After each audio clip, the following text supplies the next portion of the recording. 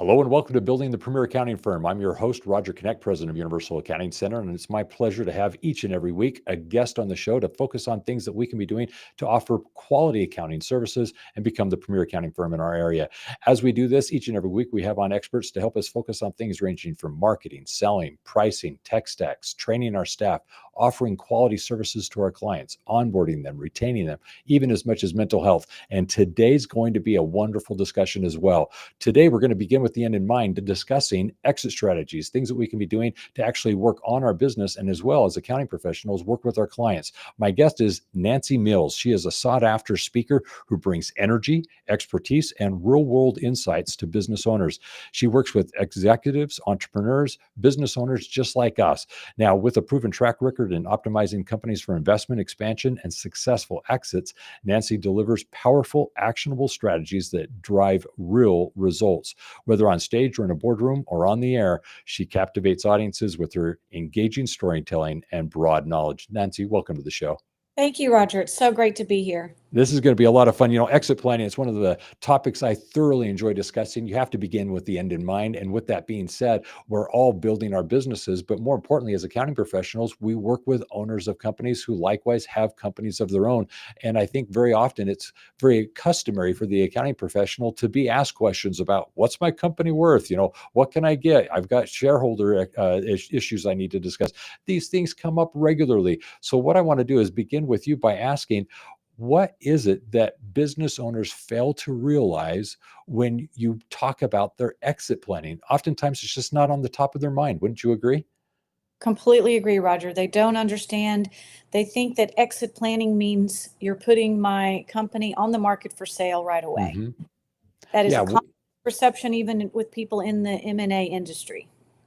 Yeah, one of the things that I think is interesting is when I have conversations about exit strategy, it's either it's so far off in the future, it's nothing I'm worried about. So it's years away and why worry about it? Or it's more importantly, I'm never going to sell. I don't have any intentions of changing. But the reality of it is life happens. And whether it be circumstances such as divorce or health or just things happening in the business, you have to always have your business ready to sell. Why? It's just like your house. You've got to keep it well maintained. Wouldn't you agree? Exactly right. Yes. Yeah. So when we're talking about this, why should business owners actually care about the transition planning? I mean, this is something that they may not prioritize, like their marketing, like the growing of the business, the top line revenue. Why does this matter? Well, I want to first affirm what you said, that they don't think about it until it's usually too late. Correct. And the reason that I found is because people don't want, they think it means they're no longer necessary, that they're not wanted, or they're on the path to death. So the topic feels taboo for business to think about. So that's a barrier that I'm glad for the opportunity to talk to you to help spread the word. Why is it important? There are a number of reasons, but one I like to talk about is, you were mentioning divorce and disease. We call them the Dismal Ds. Yes. Divorce, disease, death, there's disagreement with your business partner, and there's disability. And all of these things can happen suddenly and out of the blue. And so if the exit plan isn't already in place and certain documents aren't executed, then the business is in real danger of suddenly failing, and the families of the business owners and the employees and actually the community will suffer because the company will drop in value and can end up folding. We're recording this right around Memorial Day, and coincidentally, I was at the graveside. We were reminiscing over family, and it came up again that there are some people, myself not included, who have gone to the extent of actually doing their planning as to what is their burial going to be. Have they bought the plot? Have they perhaps purchased the casket? And there are plans out there for this that you can prepay so as to not burden your family with these things at the time of your demise. And I think it's just very smart to take into considering these types of things. On a more optimistic note, you have situations like your children growing up and getting married, moving out of the house. Well, you'd like to think that they're actually capable and competent of living independently and contributing to a relationship, that they're healthy in the sense of their mindset and their emotional set. Well, that's no different than a business. One of the things that I always talk about is you need to, with your business, build a business like a child, having it be a self-sustaining living entity that can live independent of you, helping that business move from that childlike state to a teenage state to an adult state where it can hopefully operate in your absence. So as we're going through this transition period with our business, are there phases that a business owner may experience as they're transitioning? That's a great question, and I also love your metaphor about the treat it like a child and let it Mhm. grow and thrive on its own. I'm going to borrow that in the future. So phases, when you say phases, you mean of the actual transition plan itself?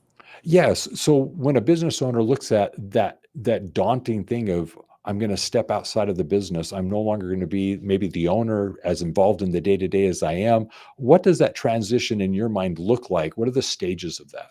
Such a great question. The stages would be, first of all, admitting and acknowledging that you won't live forever and you won't want to work forever. Yeah. Because most people, and that's what I love about being alive today, is we're so healthy, we're so vibrant. It's so great to be alive, and people get a lot of meaning and joy out of their work and also community. So that's great. If the business owner wants to come in and work until they drop, they still need an exit plan. If the business owner knows their kids are taking over, they still need an exit plan. So the phases would be first acknowledging that you need an exit plan. And really having the first conversation with the trusted advisor is often the most difficult because of that mental hurdle that we talked about earlier. So just be brave, talk to your trusted advisor if it's an accountant or a lawyer, but don't stop there. So the next step I would say is to begin to think about who your advisor team would be. And that would include ideally a certified exit planner who understands all of the nuances of this area, your estate planner, your wealth planner, your business lawyer, who might not be your ideal lawyer through the transaction. Just keep that in mind. But start to assemble your trusted advisors and get to know who your team will be, because together they will set the business owner up for success. That would be, of course, the accountants. I like that you brought in the team because as accounting professionals, we'd like to think that we're part of that team for our clients. And that team that you're describing, we play a role in that. There's something specific Exactly. that accounting professionals can bring to the table. First and foremost are timely and accurate financials, because clearly Yes. a business that has 3 years of good, clean financial numbers is much more marketable than a business that doesn't have clean accounting numbers. Wouldn't you agree? Oh, completely. That's preaching to the choir for me, and I agree completely. The 3 years is a great number, and that's why I recommend that the business owner starts this process a minimum of 3 years before their desired transition. And that could be merely stepping back from the business. It doesn't have to be the full sale and they're gone. But 3 years in advance, then you have time to get those cleaned up financials, get them as good a shape you can, start to improve the problems that have been identified that would prevent it from being sellable, such as relying too heavily on the owner and a number of other things that would be looked at. And not only that, the 3 year number is very important because we may need to change the legal, the entity structure. And this will raise red flags, or it's not, you can't do it if it's less than fewer than 3 years from the exit, or the IRS will scrutinize your client too heavily and it won't work. I'm so grateful you brought that up. You're right, because there are different ramifications selling, say, a sole proprietorship versus an S corp versus a C corp. I mean, there are ramifications there that we need to consider. Tax things that are actually then going to come into play. So very wise to bring that up at that point, because you don't want to make this change 6 months before the transaction. So very good point. So as it relates to the accounting professional, one of the things that I'd really love your input on is oftentimes when we're looking at the accounting and we bring up to the client that their business is growing, they've got top line revenue growth, we're looking at it from an accrual point of view, a cash point of view. One of the things that the business owner might ask is, well, what's my EBITDA? And that's a way of valuing the business. But can you go over with me what are some of the common ways that you see businesses being valued as they come to determine what their worth is? Correct. And this is another way the accountants in the audience can really help their clients, because one of the first things after the business owner admits that he needs a plan or she needs a plan is to get a valuation. It Mhm. doesn't have to be a formal valuation, but it should be a trusted third party, such as your CPA. And that valuation is then The accountants need to explain, and the tax advisors need to explain what would be the net you would take after taxes with that sale. You can't take the sticker price. You have to look at the after-tax sale, and then go to the wealth manager and say, with that amount I would get if I sold today after taxes be enough for me and my family to live on for the rest of our lives with our current lifestyle? And that's often an eye opener, because the answer is usually no. The answer is usually you're spending too much and your company's not worth enough. And because everybody thinks their baby is worth more. Everybody And so thinks their baby's beautiful. So there you they go. think it's beautiful and very valuable, to mix the metaphors like I like to do. So the valuation is typically done on a multiple of EBITDA, but you can't just use that. It's a nice thumbnail benchmark, but it's of course not super accurate. There are so many other things that go into it, but the size of the company and the industry will greatly affect what that multiple would be. So you could look at 3 times EBITDA if you want to look at a minimum kind of just off the cuff sort of thing, but that's of course going to vary. So the larger the company, the higher will be the multiple in general. So let's talk about this a little bit, just because I think as accounting professionals, us understanding this will help the conversations we're having with our clients as we're doing their accounting. So you talked about EBITDA. As it relates to coming up with the multiple, you talked about size. So one of the things that's very important is, yes, you've got comps that can come into the valuation, comps of recent sales or transactions that have occurred of similar NAICS code numbers. So all of a sudden you've got comps happening in that industry, but we've got size that comes into play. Do you see that there's thresholds, say, for example, at 5 million or 10 million or say 50 million in revenue that can impact the multiple? In other words, you brought up 3. If I was a $5 million business, is there any value getting to 10 million? Could I actually see that multiple increase if I got to be a 10 million business in revenue? Spot on, Roger. The thresholds tend to be 5 million. You've gone past that very small business threshold, and then 10 million. If a company is profitable with 10 million in annual revenue, then they've opened up a lot more options for themselves, because suddenly they're a lot more attractive to different kinds of buyers. So one of the things that I want to then understand is that multiple. Is that a multiple on revenue? Is it a multiple on, say, net profit? Is it a multiple on EBITDA? What is that multiple, and what is the more common way of looking at it? Typically, it's a multiple of EBITDA, Okay.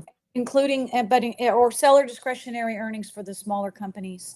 And that's why it's really important that the accountants help the business owner to start really not just having these clean financials, but also really do the hard work of separating out the personal expenses from the business, because that's boosting that bottom line. And they're going to need to do that anyway to get ready for the sale. Yeah. Now, I liked earlier you were talking about the team of individuals. You've got the lawyer, you've got the financial manager, you've got the accounting professional, you've got the business broker, perhaps. All these individuals are meant to help that business owner get the most out of the company that they have. But one of the things that's interesting is oftentimes in that transition, it's not just a simple purchase or buyout where the owner is just given a lump of sum and they walk away. Oftentimes there's a buyout period, there's a transition period. You were talking about transition. What do you see as common as business owners may be asked to stick around for a year or so and actually in that perform? And it's from that performance actually get a portion of that valuation that was now held out just because of the fact that we wanted to see how the company does perform based on projections. What would you say to all of that? Yeah, very true. An earnout it's called an earnout. It's quite common, and it should be very heavily negotiated and scrutinized by the seller's lawyer, because I've seen sellers really get in trouble and face huge disappointments when they don't get their earnout. They can even be worded in a way that says you have to hit this amount of sales or profit to get the rest of sometimes up to a third of the sale price Correct. after that threshold is met. But if they don't meet 100% of the threshold, I've seen that they get 0 earnout. It's not Yeah. it's not a weighted average of that or a percent of that. So that I've seen some really bad scenarios if you don't get good advice early on. But it can be a nice thing, because every owner should stick around for a while after the transition. A common amount of time might be 6 weeks or 3 months. The seller should be expected to stick around and help the new owners, learn the business. But that should be a compensated period of consulting or however that's structured. And then anything after 3 months may be part of the earnout, and it could be a year, it could be years and years, but it's to be approached with great caution. I like how you're doing some good cautionary tales there, because one of the things that can happen is it can be a negative experience. I've known of a number of stories where the earnout is a rough period of time. It's not that these people are customary to working for someone, and so sometimes the numbers don't hit the forecast that were used as part of the valuation. So yeah, a lot of variables there. So one thing that just to help my listeners understand is, and maybe I'm making this too easy, but that's the point. Let's assume that the buyout or the sell price was $1 million, and the person was going to be given, let's say, half of that upfront as part of the transaction. Well, that 50% of the valuation is going to be earned out over time. And let's assume that it was going to be an earnout over the following year. And in the course of that year, certain metrics need to be made. If they're not met, then they're going to forfeit a portion of that 500,000 that's remaining as part of that buyout. Well, the thing that's interesting is, obviously, we were very optimistic about what we were projecting to happen. If we miss those numbers, it's going to impact that $500,000 that remains to be paid. But the thing I wanted to bring up with this, just because you mentioned this, and I think this is important to realize, is in that transition, it could be that you realize 6 months into this 12-month agreement that it's not working out and there's just not a healthy relationship and you just want to walk. Well, you should build into it legally basically an out where the remaining $500,000, even though you're not going to remain the 12 months, can still be earned or given at a discount so as to not forfeit the entire amount. So it's just basically having a great lawyer that's part of the transaction that's building in these contingencies so as to ensure that you're taken care of as the seller. Now, I want to back up here because, Nancy, one of the things that I really appreciate about what you do as a service is you help businesses prepare for that exit. From an accounting point of view, what are some of the things that we can, as accounting professionals, do to help the business owner get the largest valuation that they can? Oh, there's so many things that can be done, and it's really particular to the situation. As an accounting professional, it's really having, since you're trusted by your client, one of the most important things you can do is bring up the topic. Yeah. They might not bring it up to you. So really, I look at all of this. Yes, the numbers are important, and yes, of course, there's financial aspects to this. But this is a very human situation, and it's very emotional, and so I always caution to not just look at numbers. Just don't think of it as a transaction. It truly is a transition. It's a life-changing transition. It's the biggest event, one of the biggest events of the business owner's life. It can feel very painful. It's an emotional roller coaster. So if you, the accounting professional, as their trusted advisor already, broach the subject as soon as you can.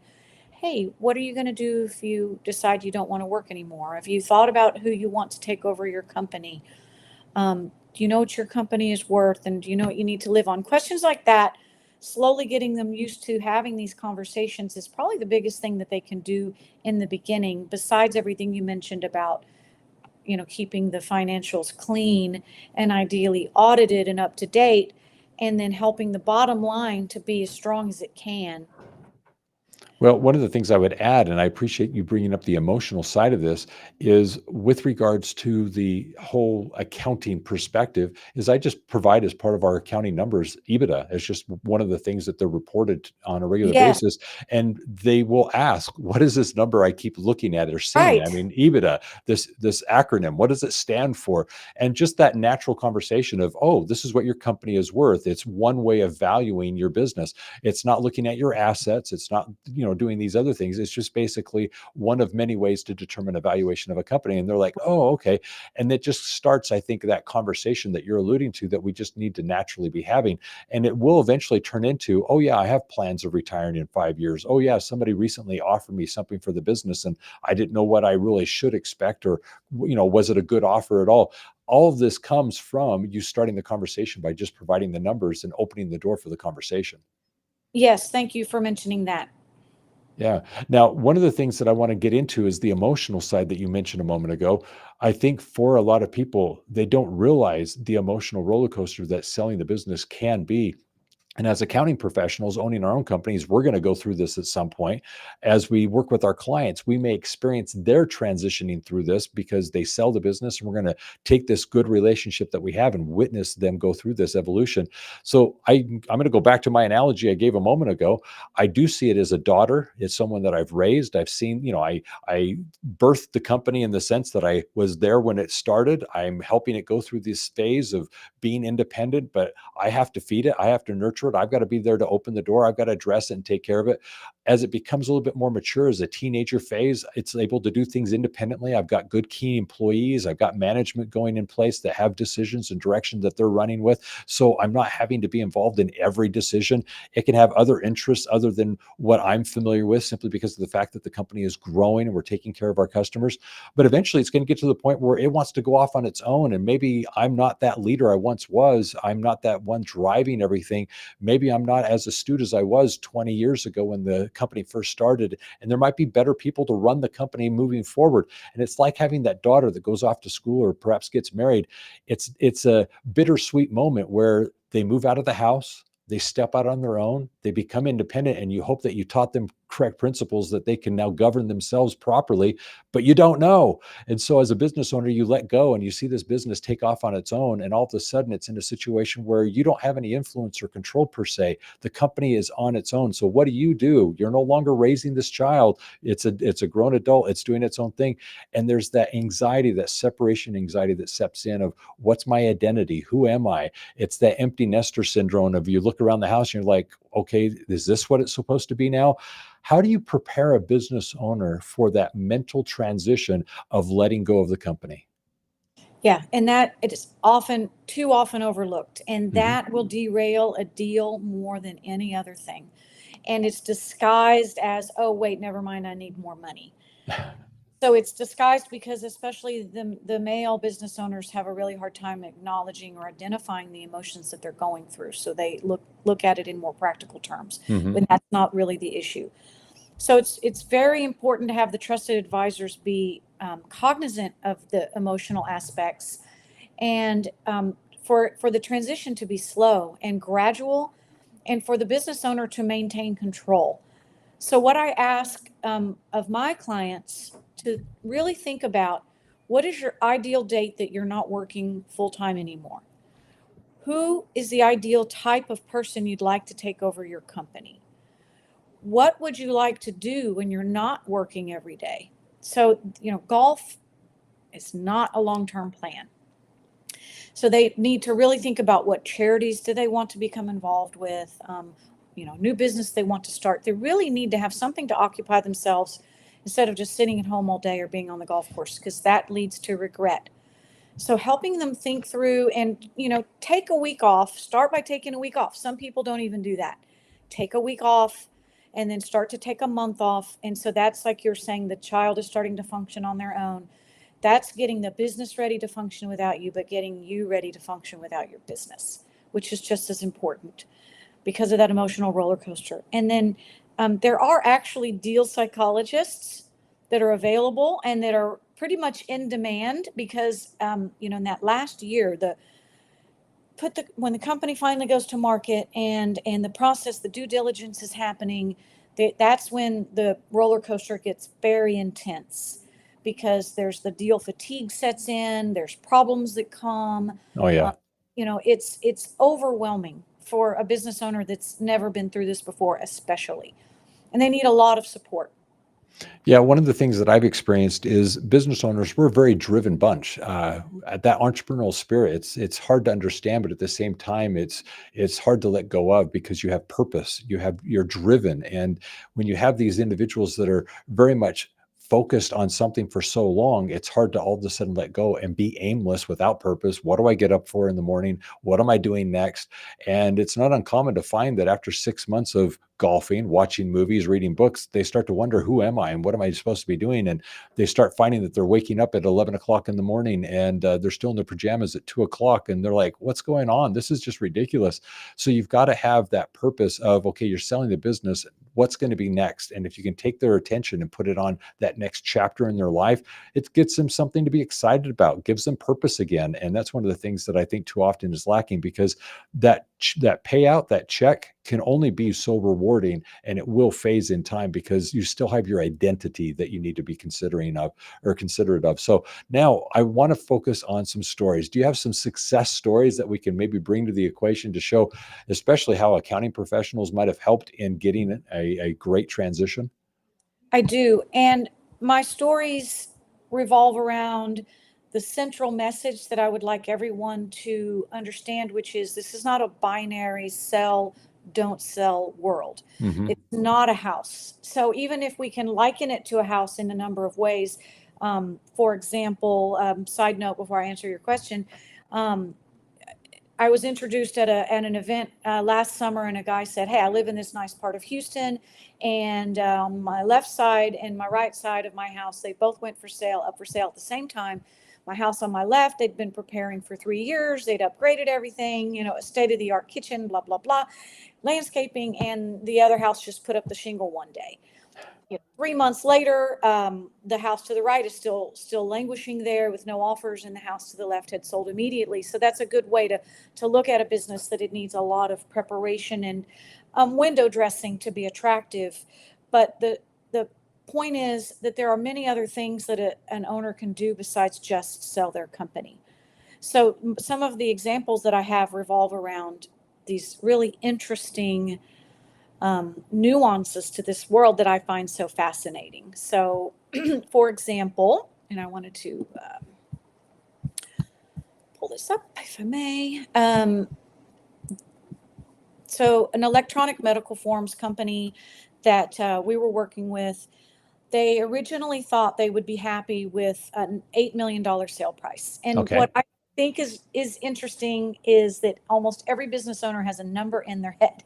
Yeah. Either they think this is what my company's worth based on actually no reality, and they have a number that they want to sell for based on some deep, something deep in their psyche that they probably couldn't even explain.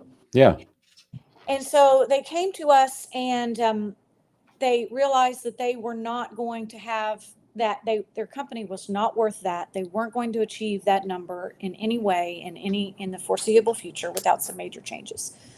So we help them to change their business model to a software as a service, which has the recurring revenue. And I'm sure all of your audience understands that recurring revenue is valued a lot higher than one-off revenue.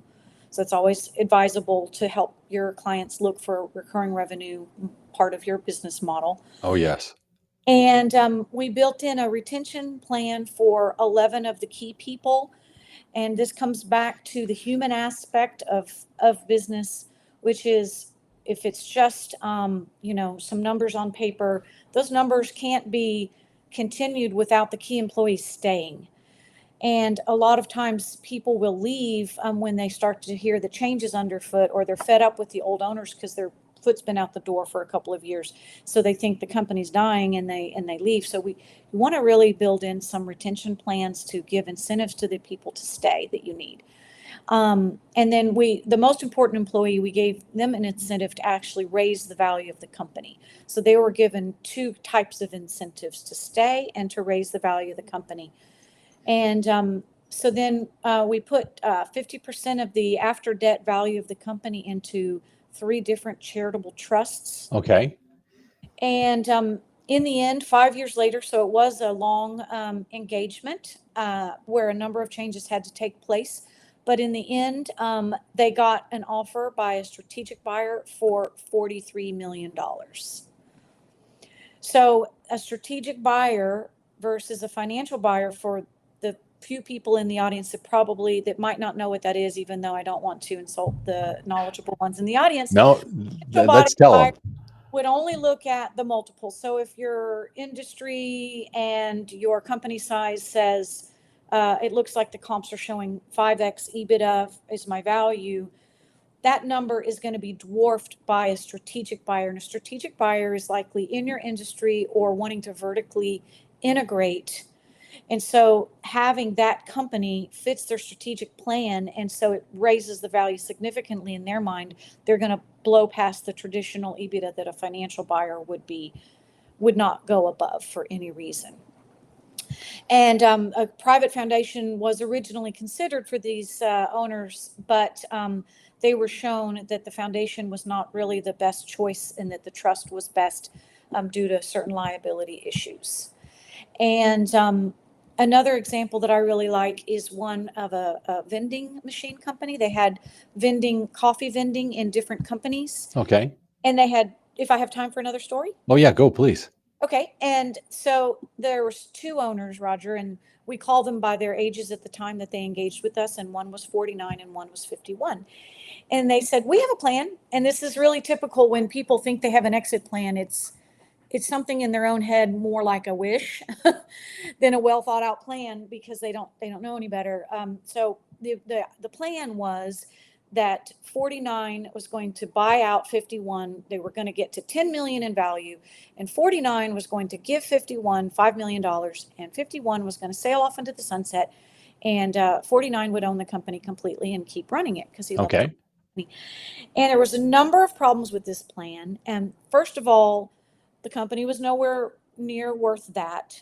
Second big problem is 51, with his lifestyle, could not have lived on the $5 million to save his soul. It was not going to be enough. And the third big problem, which I love to tell this example to financial professionals because some light bulbs start to go off. Where's that $5 million coming from? So it's really nice. Like up to there, the plan is like, okay, we can get you there with some time. We can increase the value of the company and get 51 the value that he needs and help him with the wealth management and trust and all that. Like those two problems were solvable. But the thorny one was, where's the money coming from? So if 49 were to borrow the money, then of course his borrowing capacity for growing the company is tied up. He's tied up his, if he can even borrow it. If he wants to pay it out gradually over the cash flow of the company, it's the same thing. And you're often in a double taxation event in that case, because you've got the earnings of the company and then you're paying them out. And then the recipient is also paying the taxes on that. And so it's just really problematic from a taxation. The company has to earn so much more money to be able to pay that $5 million out. And then the fourth problem with that is, why is that fair? Why does 51 get to sail off into the sunset with a suitcase full of money and have no responsibility or problems and get that? And then 49 is stuck to struggle, has a higher tax bracket now because they're now earning all of the profits of the company. So their tax bracket has increased and they have all the headaches, all the responsibility, plus they've just paid their valuable partner to walk away. Yep. So I think that example is a really good way to look at all the problems that can go wrong with a poorly thought out plan or a plan that isn't really a plan.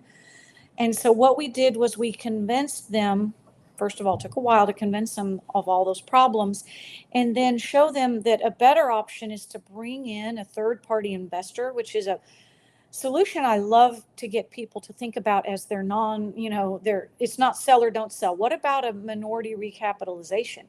Bring in an investor that knows how to grow the company, that has cash. They both sold 25% of the company to this third-party investor. 49 stayed and ran the company. 51 left and became a passive owner of a new entity that was formed. Okay. Then this investor grew the company significantly. And so they both cashed out a little bit in the beginning to sell that minority stake to the investor. And then 8 years later, they both sold again, that second bite of the apple. And instead of them getting, instead of 51 getting 5 million, his share was worth like 35 million. And he still didn't have to do anything. He was a passive owner that stepped aside so that the investors could take over and his younger, energetic partner could still run the company. Younger by 2 years, 3 years. There you go. Yes, but he had more energy. He wanted to stay and the other one didn't want to stay. Yeah. Well, the thing I like about that example is the fact that it isn't just a cut and dry, you sell or don't sell. The fact that they were able to actually liquidate 25% of their equity, and in doing so, actually get another investor in. Now you've got somebody with fresh perspective and energy coming in and furthering the business growth. And all of a sudden, the remaining equity that those business owners held, like you said, grows, and they get a second bite of that same apple. And I think that's a great illustration of some wonderful planning, if you will, with a good strategic team giving advice as to how this isn't the best decision that you're looking at initially, and we were able to improve upon it. Those stories, I think, are examples of, as accounting professionals, what we should expect to see with our clients, what it is that we can anticipate they will go through, and how we might be able to better prepare them. And as accounting professionals, one of the things that I think is very important to bring up here is the fact that so many of us are having these types of conversations. And this is a great introduction into the idea of offering CFO and advisory type services that really can actually start addressing the business model, what they can do to increase the valuation of the company, and most importantly, prepare that business owner for that mindset that they need to have in order to sell or exit from the business. So I like what we've been discussing here today. Nancy, what I'm going to do is I'm going to go ahead and wrap this up. One of the things that I'd like to share with my listeners is in the episode description, you're going to find that Nancy has a wonderful offer. She has a discount of $500 off the first 5 people that sign up for the profit driver analysis. This is a way of actually assessing your business and also that of your clients. And so if this is something you'd like to bring to their attention, be that person that offers them something that they can save some money on and get some great information, I would encourage you to take advantage of this. Go to the episode description and you can uncover the profitability leaks and get highly accurate, actionable insights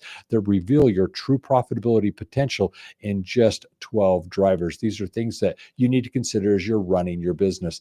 In addition, what I'd like to do is encourage you to go to universalaccounting.com and there find the free resources. You're going to find information there as it relates to what it is you can be doing to prepare for selling your business and that transition that we've been talking about today, as well as get some additional reports and assessments on what your business is actually doing and worth today. So check out that information, go to the episode description and find those things now. In addition, I also want to mention that Universal Accounting Center, sponsoring the show today, has a program called the Profit and Growth Expert. It is actually a course designed to help individuals offer CFO and advisory services, where it covers the pricing, the marketing, selling, the onboarding, and fulfillment of CFO advisory services. So if you'd like to actually begin working with your clients in a more of an advisory capacity and be paid accordingly, check out what it is you can do today to complement your accounting services as a profit and growth expert. Now, with all that being said, one of the things that I want to do is, as a summary of our conversation today, point out that I think what we've discussed is hugely important. I started with the idea of beginning with the end in mind, and that's exactly what we're talking about here. Businesses have value, and when we're working with our own or that of our clients, we've got to recognize that what we're doing actually has impact. And so Nancy did a great job of explaining that there are these transition points, things that we need to consider as we're running our business. And one of the things that I think was really important is she invited us as accounting professionals to bring up the conversation of EBITDA and those other things that relate to the valuation of the business, to help the business owner understand that we can be part of that valuable team that they need to create and prepare so as to be ready to actually sell the business. And as an accounting professional, align with that business broker, that lawyer, that financial management person, so as to ensure that the business owner is best taken care of. We also spoke of in our conversation today, the idea of doing this with premeditation, the idea of 3 years or more preparation. It's not just something that you immediately want to bring up and walk into.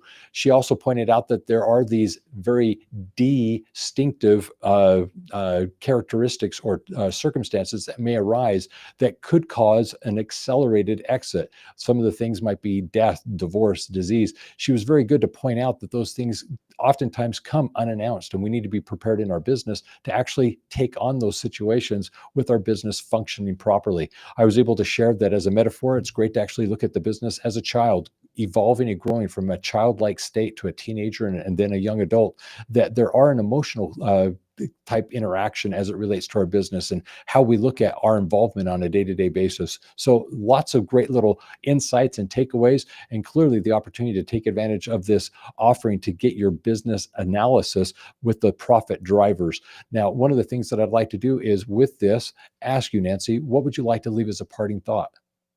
Thank you, Roger. My parting thought is that every business owner needs to understand that they have options, and they have many more options than they are currently aware of, hands down.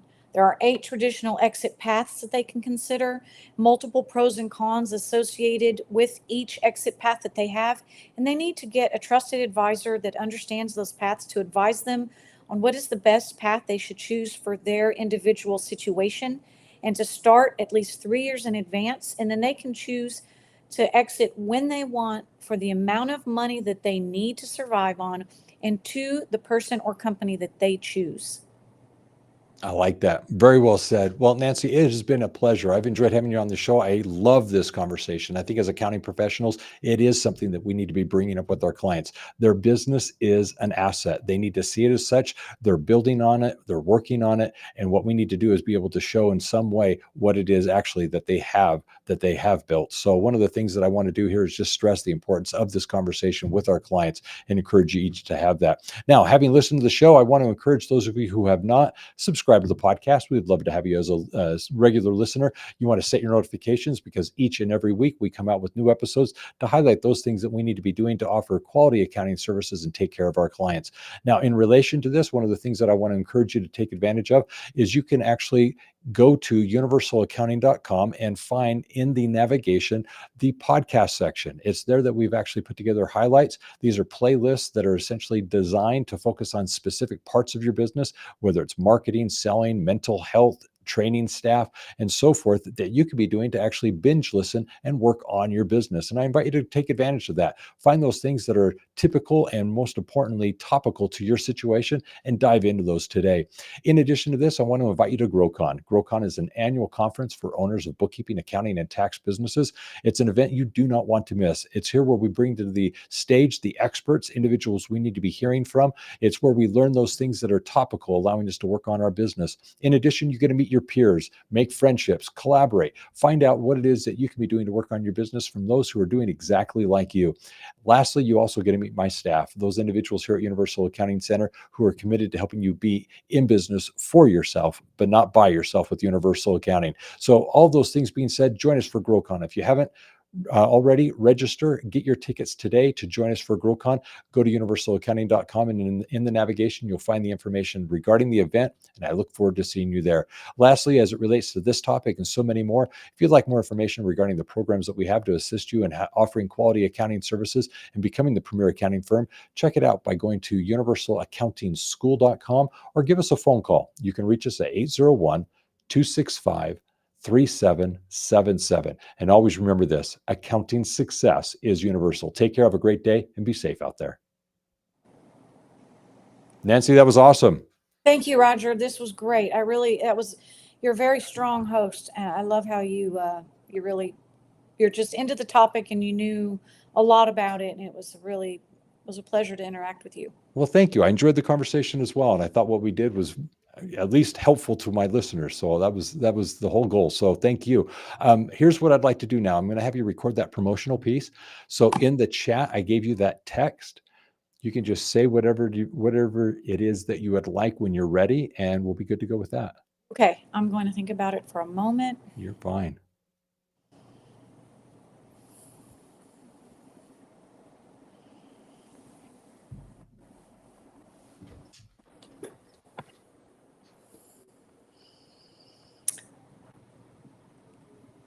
Okay. So this is Nancy Kaito Mills, and it was an absolute pleasure to record with Roger an episode of Building the Premier Accounting Firm. We discussed how business owners have a multitude of options available to them as they think about what's next from their business, how they can exit and build the life of their dreams that their business can support. And can I start over again? You can. Okay. I think I should want to write it down. There's so much I have to say. Do you have any suggestions on what you think is the most salient point? The easiest thing I would suggest is this. When you try to recap what it is we discussed, pick out two things that you thought were very relevant as part of our conversation that you feel people would actually appreciate knowing, and just focus on those two things. So we discussed and just mentioned those two things, and then end by just inviting the people to listen and join us. So what two things do you felt that we discussed would be worth highlighting?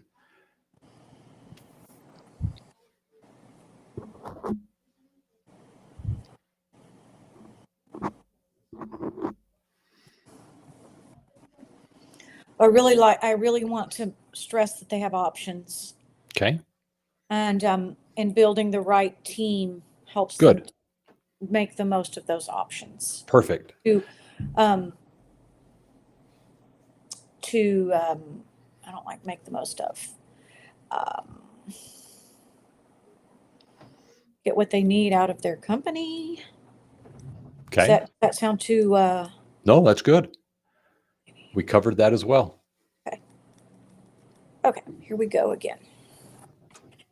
All right. This is Nancy Kaito Mills. It was an absolute pleasure to record with Roger an episode of Building the Premier Accounting Firm. We discussed that, for example, business owners have many options according to the way they can exit from their company. And starting early with the right advisor team can help the business owner to get what they need out of their company. We invite you to listen and join us. Thank you. Perfect. I like it. Do it All right. as a So pause. Do you want me to do it one more time? no, Brian can take that out.